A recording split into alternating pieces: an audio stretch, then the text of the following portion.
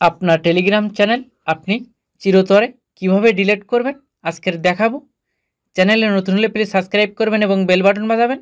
আর Facebook হলে follow এবং share করবেন প্লিজ।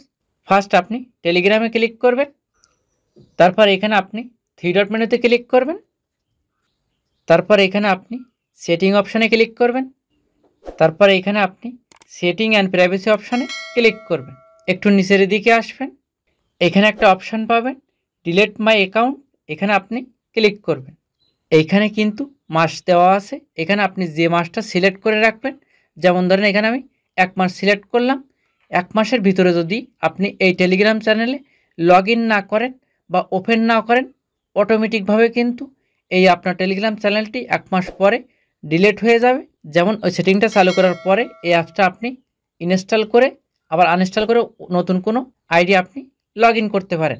এই সেটিংটা করলে 1 মাস পরে আপনার টেলিগ্রাম চ্যানেলটি অটো ডিলিট হয়ে যাবে।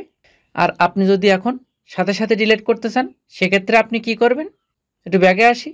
এই সেটিং অপশানের একটু নিচের দিকে আসবেন, এখানে একটা অপশান পাবেন টেলিগ্রাম FAQ, এই অপশানে আপনি ক্লিক করবেন। তারপর আপনি একটু নিচের দিকে আসবেন, এখানে ইউর অ্যাকাউন্ট অপশানের এখানে ডিলিট ইউর টেলিগ্রাম অ্যাকাউন্ট, এই অপশানে আপনি ক্লিক করবেন।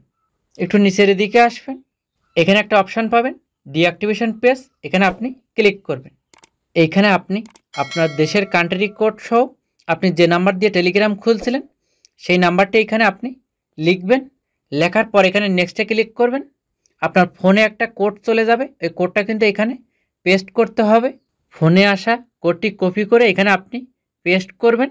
তারপর এখানে আপনি সাইন আপে ক্লিক করবেন।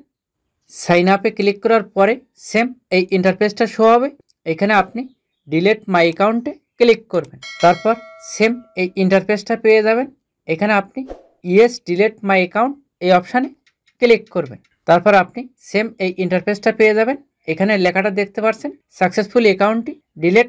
এইভাবে আপনি টেলিগ্রাম চ্যানেল ডিলিট করবেন।